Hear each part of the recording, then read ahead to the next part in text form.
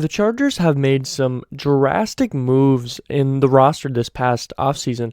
And although they did have a pretty good roster last year in a lot of different aspects, it's good to compare back. So that's exactly what I'm going to be doing in this year. I'm going to take a look at the current roster per position group. So quarterback, running backs, linebackers, stuff like that. We're going to go through each position group compared to the previous season.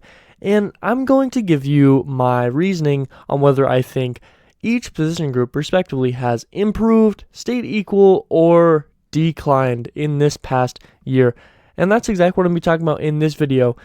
So if you enjoyed this video, give it a like. If you enjoy this channel, why not subscribe? I just broke 100 subscribers, and that does mean a lot to me, but when I started this channel, and right now my goal is still the same, I was really hoping to hit the 1,000K subscriber mark before the end of the year, so any support and any help in doing so would be much appreciated. So if you are not subscribed, why not subscribe? I do daily content, NFL, NBA, and NHL, but let's not waste any more of your time. Chargers position groups this year compared to last year. Have they improved or declined? Well, let's start with the quarterback, probably the most obvious out of all of these. And, you have a guy like Justin Herbert, who a lot of people are expecting to become an MVP in the coming years, and a guy that was in MVP candidacy for a good portion of last year. Not only is he have another year in the system, in which he said that he struggled a lot last year in a previous interview that he had with a couple other guys. He said that last year he only understood about half of the playbook, and now this year he understands a good portion of it. Not only is he going to improve on the physicality aspect with being stronger, as we've seen in a lot of photos, he looks very large, stronger, which means he's going to be able to throw a little bit deeper at times. He's going to improve on the accuracy aspect, just doing it over and over again. You're going to improve over time. But also his ability to place the ball in the hands of the receiver with accuracy. Just more time with these receivers, young guys, old guys, bring the Mike Williams back.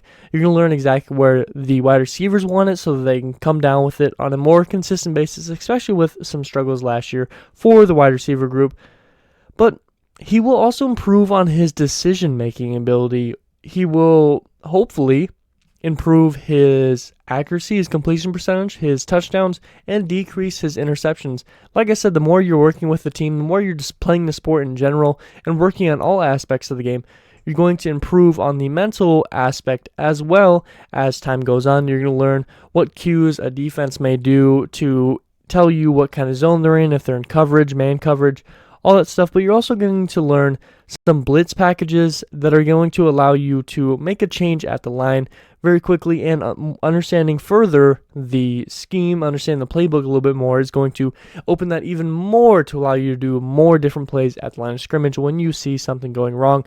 For that reason, and I know this is probably the most obvious one, but the quarterback group definitely has improved. You still have Easton Stick. You also bring back Chase Daniels, veteran presence to your group. And although maybe I don't think you need 3 quarterbacks on your roster, I do expect them to do so.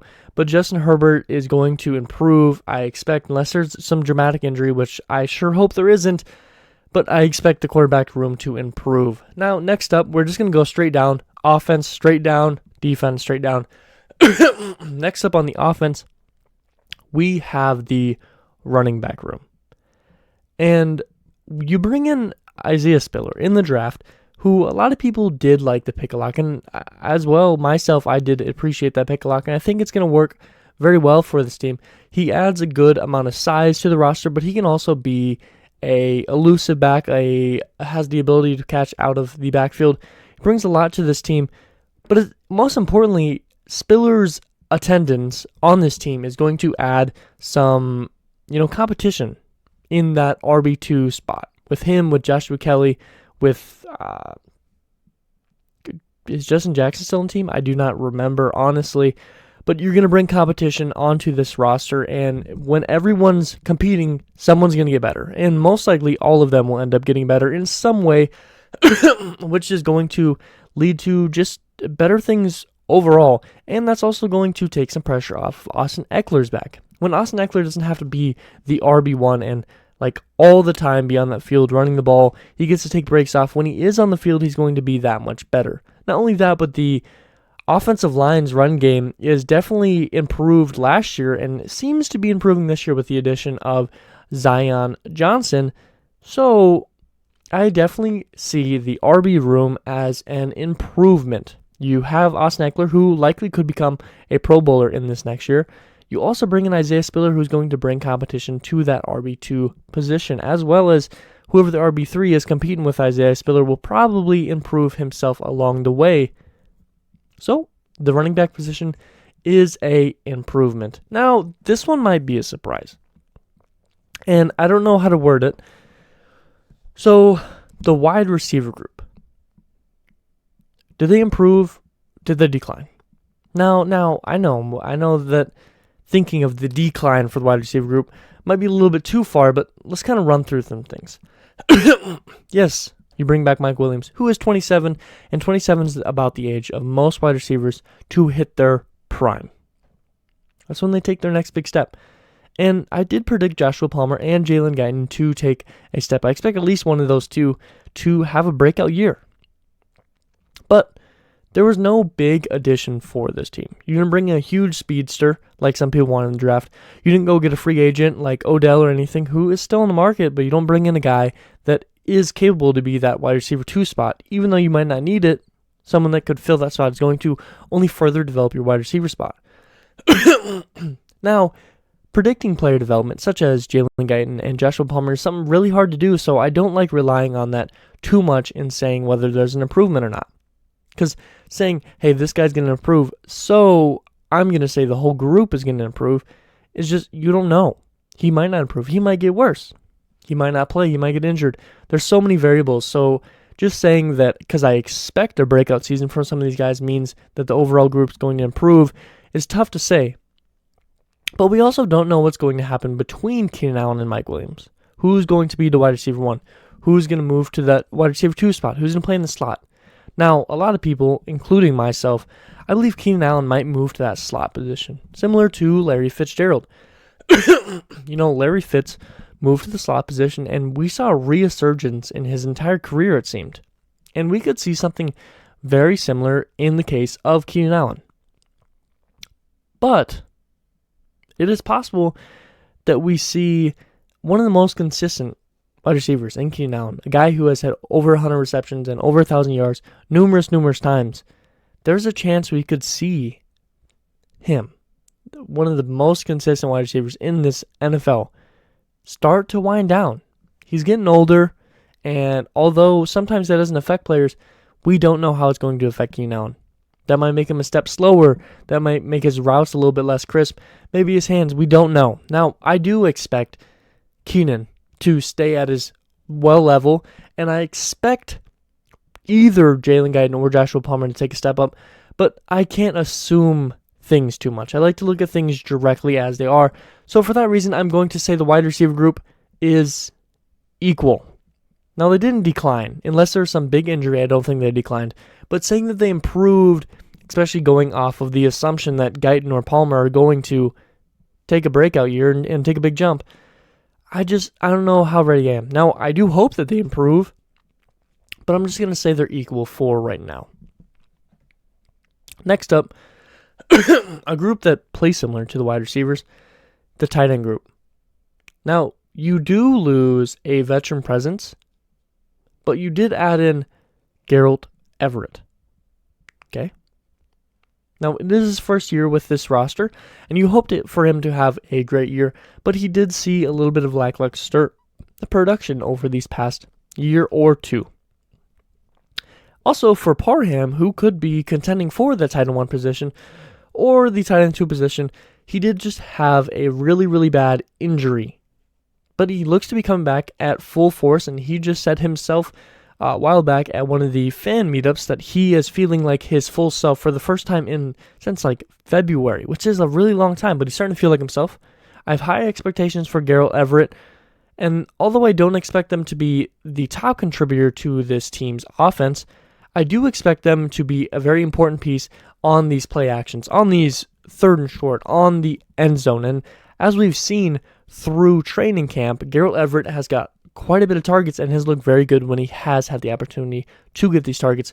And for what we've seen in training camp, for what we've seen on Donald Parham before his injury and kind of his revamp up, and also what we know Gerald Everett is capable of after his letdown of season last year, I do see the tight end group as an improvement. Now, yes, you lose Jared Cook, who is that veteran presence, but do you really have to have an old veteran in your tight end group?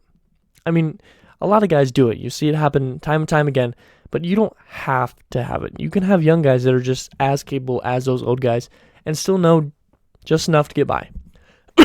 So I have the tight end group as an improvement. Now we have the O-line. Let's just put this out there. The O-line's an improvement. They were a huge improvement last year. I think they're going to be a huge improvement this year as well. Not only did the Chargers make these huge changes last year, bringing in Corey Linsley, drafting Rashawn Slater, but this year they also took some big jumps. The team brings in a lot of solid depth. You have Jameer Sawyer, you have Will Clapp. You bring in both of those guys to be depth and or fighting for that starting position, and Jameer Sawyer. But you also bring in Zion Johnson, who a lot of people are expecting to be a Pro Bowl talent, maybe even this year. Now, it's hard to predict Pro Bowlers, but we did just see Rashawn Slater do that last year. Now, both the running game and the passing game will likely improve, and I expect to improve, especially with what we've seen so far in camp, a lot this year. Not only do you have the Slater and the Corey Linsley, and everyone's talking big that Trey Pipkins is taking a big step up, but you still brought in Zion Johnson, you still have Matt Filer right there, and you have a lot of good depth. So I expect this team to definitely improve even further on that offensive line of the ball. Now on the defense side of things, let's start with the one piece that was targeted the most during the season and as well in the offseason, the defensive line. Now let's not beat around the bush. Defensive line definitely improved a lot. Last year, big struggle. 22nd or something in run defense. Big struggle. And Staley really pointed them out at the end of the season that the defense, especially that D-line, needed to improve a lot. And they give full keys to Staley to do just that. And that's exactly what he did. Not only do you have a top 5 edge rusher in Joey Bosa, but you also bring in arguably a top 10 edge rusher in Khalil Mack. Now, he did have some injury issues, and some people say he's getting to the age where he's going to start falling off, but I've seen lots of people, including PFF and even some NFL Network people, saying that he's still a top 10 edge rusher and definitely one of the best pairings in the league. But we're not even talking just edge. Let's look at the interior side of that D-line, especially on the run defense side of things. You bring in Sebastian Joseph-Day, you bring in Austin Johnson, two incredible pieces, some of the best run defenders in the league, as well as very good on the pass rush. You also bring in Otito Agbonia, who can do just as much for you, especially for a young guy. Lots of improvements on this team, but I think the D-line is by far the biggest improvement on the entire roster and will likely be a huge reason of why this team goes a lot farther this year than they did the past 2 years. And maybe the biggest reason, the D-line could be the biggest reason why this team is able to make a deep run, because it's going to directly affect the passing game as well, because you can put pressure on them as well as taking away on those running downs. Now let's move to linebacker. So the Bolts lost Kaiser White, which was an integral piece of this team and was the leading tackler last year for the team. You also lose a guy who played more of a edge role in Uchenna Nwosu, but he also leaves this team. Now, you do still have Drew Tranquill and Kenneth Murray, and you bring in a couple of options here in undrafted free agency as well as free agency from the Rams, but we just don't know enough about Drew Tranquill and Kenneth Murray, who are the top guys, probably the clear favorites for the starting positions. Now, I think both are good. I'm big fans of both of these guys, and they have a lot of potential, but I'm just not sure how it's going to work. Kenneth Murray had a lot of struggles last year. He had injuries, ankle injuries, just had a surgery, and he lost his brother. Drew Tranquill missed the entirety of the year prior in 2020-2021. Now, he did play a good portion of this past year, but we don't know if the injury might flare up again, as well as Kenneth Murray injury flaring up because he just had his surgery, and we still haven't seen him on the field since his surgery. Now, although these may be freak injuries and are unlikely to repeat themselves, it is still a worry to think about. Now, don't get me wrong, I like both players a lot. I actually bought a Kenneth Murray jersey right away before he even played a single snap for the team because I really like the pick a lot. But I think the loss of White, as well as Uchenna Nwosu, who may play more of an edge role on this roster, but I think the loss of these guys, as well as the unknowns of Kenneth Murray and Drew Tranquill, make me say that this is a decline. I think this position is decline. I think it got worse. Now, let it be known that when the season comes around, this might be one of the most important pieces on this entire roster. But strictly looking at what we've seen on practice, looking at injury implications, and looking at what the actual on-paper roster says, I think this position group declined. Now, let's talk about the cornerbacks. You have a guy like Asante Samuel Jr., who last year looked pretty good, but had some concussion worries.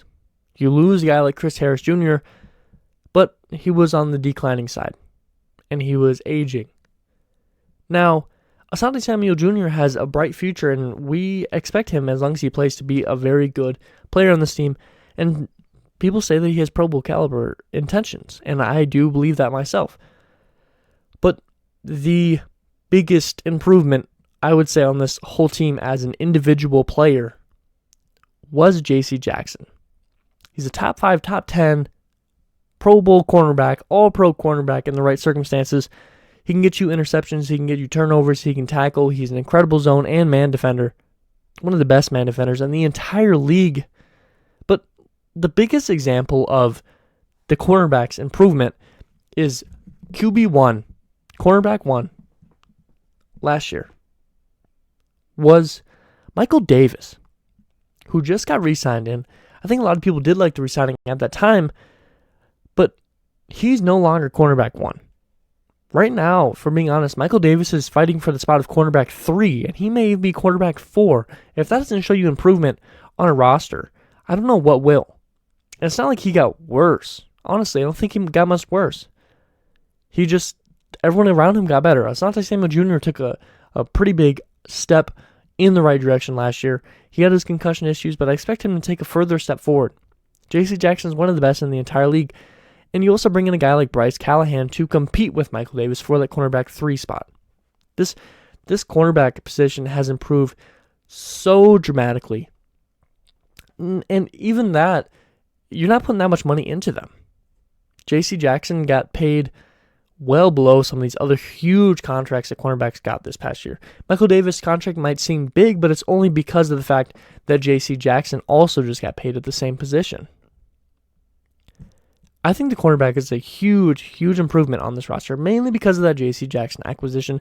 But I think the fact that Michael Davis dropped 2 spots on the depth chart just really proves how much this position did improve. Now, the last defensive position is the safety. And I have an improvement here. I was very close to calling this an equal because of the fact that Derwin James is already playing at a top elite level, and that Nas Adderley is kind of a question mark at this moment because we just don't know what he's capable of. He had 1 tackle under 100 tackles last year, but can he repeat that? We're not quite sure. But I can't glance at the acquisition of JT Woods and think that he won't lead to an improvement on the roster either in himself or in Nas Adderley or even Alohi Gilman. I think, again, similar situation to the running back position, adding another guy who can compete and add competition is only going to improve the players by themselves more. Either Nas Adderley is going to improve or JT Woods are going to improve. I don't expect either of them to both stay stagnant at the same time. One's going to improve. Competition always builds better things. Pressure makes diamonds, as we all see a lot with what the Bolts say on Instagram in their captions. Pressure makes diamonds. JT Woods, Nas Adderley, Alohi Gilman, even Derwin James are all going to be competing really hard with each other to just prove how good they are, and I think that's going to lead to improvement in that safety position. And I just can't I can't discredit the Chargers' ability to make a safety who maybe doesn't appear to be much turn into a really important piece of this team.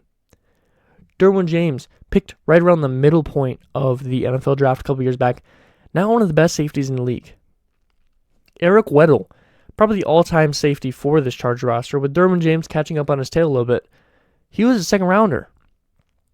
Nas Adderley, again, a guy that not a lot of people were super high on, And the Chargers have made him look pretty good, pretty enticing with 99 tackles last year, and he's looked pretty good in coverage. So what makes you think that either Nas Adderley or JT Woods won't be able to step up and be a key contributor to this team when the Chargers have consistently found safeties that weren't expected to be great and made them great? Now, lastly, let's talk about the special teams. And we're going to talk about special teams as a whole because I think it's kind of hard to talk about each individual, especially with the acquisitions to the team.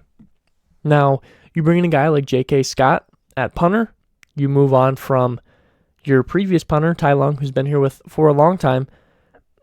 Last year, bring in Dustin Hopkins, and you extend him another year. You keep your long snapper, but you bring in a new return man. So, with these acquisitions and this shuffling, it's kind of hard to predict what's going to happen with some of these things. Now, although some of these individually have improved, it's kind of hard to say overall everything has improved. Also, the fact that the kicking position has been extremely inconsistent for this Chargers team for many, many years. We've had one year where a kicker does incredibly good, and the next year they're terrible and they're kicked off the team. Like, so quick. Like, immediately. Turnover within 2 weeks, and a kicker's off the team after doing really, really good. For that reason, it's really hard for me to stay really high on Hopkins with the limited number of games we've seen him play for the Chargers. Now, I think he's going to be a large reason for improvement if he stays consistent for the special teams unit and improving the special teams unit a lot. But some of the recent struggles in the past years with kickers makes me question if there will be that big of an improvement overall. And although there's a good group of special teams players, especially when you look at on the, overall outside of long snapping, return man, punter, kicker, like Gabe Neighbors, guys like that, I think there's a lot of good options here, but I'm just going to say special teams are equal. For one, the kickers have done a really good job at kicking me in the balls when I'm really high on them, and then they just become terrible. We haven't seen J.K. Scott play much yet. I don't think he's been at practice yet. The long snapper, obviously, very good, Pro Bowl caliber. I think he was All-Pro the year before he came to the Bolts. And again, the return man, we don't really know enough about. So I'm going to say the special teams is equal. And that's it. And honorable mention, coaches, I'm just going to say improvement because they're another year working with all the players. And there was a lot of struggles last year. But that's it. Each position group, do I think they improved, were equal, or declined? Overall, I think the entire team as a whole definitely improved a lot. And I think for the most part, all of these positions improved. But there's some question marks here and there that are either causing an equal or a decline. So what are your thoughts? Do you think that I'm wrong on one of these positions? Do you think someone declined or improved? Comment down below what you think. If you enjoyed this video, give me a like. If you enjoy this channel, why not subscribe? Because I have daily videos, NFL, NBA, and NHL, and I know I just missed some time. I was actually on vacation. If you can't tell, I'm a little bit crisp. I'm definitely darker a little bit, but we're back on the grind. We're back on that move. I'm trying to get to 1,000 subscribers, and I would really appreciate any help that you guys can get to me. But as always, I hope it taught you something today. Hope it made you smile. Hope it made you laugh. That someone's really important to me. Affect someone else's day in a great way, because every single one of us can have a great day if we put in the effort. And as always, you guys all be safe out there. But something deep inside won't let me quit. I swear that I'm inspired by your